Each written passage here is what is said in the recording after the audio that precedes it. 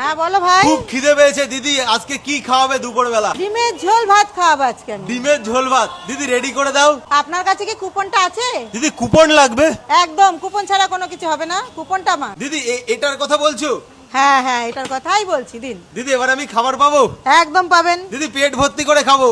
হ্যাঁ নিশ্চয়ই খাবেন। এই দেখুন ভাত দিয়েছি, আলু দিয়েছি, এই আপনাকে একটা ডিম দিলাম, এক বাটি তরকারি দাও। দিদি কিসের সবজি আছে আজকে? আজকে পুঁই শাক করেছি। পুঁই শাকের সবজি আমার ফেভারিট দিদি। আনন্দ করে খান। তো ভাবলাম আজকে মাছ ভাত খাবো। আজকে কি সবাই রোজ দিন কি মাছ ভাত ভালোবাসে? এরা একটু চেঞ্জ তো চায়, সবসময় মাছ ভাতটা ভালো। দিদি ডিম ভাত তাই তো আজকে আজকে? ডিম ভাত। দিদি এখানে শুনেছি মাছ ভাতে কি কি মাছ খাওয়ানো হয়েছিল? রুই, কাতলা, তেলাপিয়া সব রকম মাছ খাওয়ানো হয়, মাছের কোনো ইয়ে নেই। কপিস করে থাকবে? এক পিস। এই দেখুন আপনার খাবারটা রেডি করে দিলাম। একটা ইয়ে দাও তো, তরকারি বাটি বসাও তো।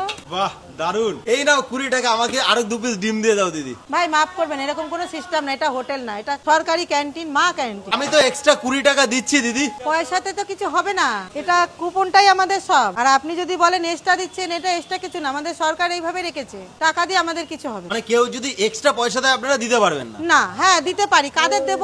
একদম লাস্ট ফিনিশিং যদি আমার ভাত বাঁচে, ভ্যানওয়ালা রিস্কাওয়ালা আসে, তবে ওদেরকে আমরা খাবারটা দিই, অর্থাৎ যাদের কিয়ের বলেছে আমরা তাদেরকে দিতে, পয়সার সঙ্গে কিছু নেই। তো দেখুন এখানে কিন্তু 5 টাকায় মাছ ভাত বলুন ডিম ভাত বলুন খাওয়ার জন্য কিন্তু প্রচুর বয়স্ক মানুষরা কিন্তু এখানে আসে, খাবার দাবার খায়, যারা কিন্তু খেয়ে দুপুরবেলা খাবারটা খেয়ে খুবই তৃপ্তি পায়।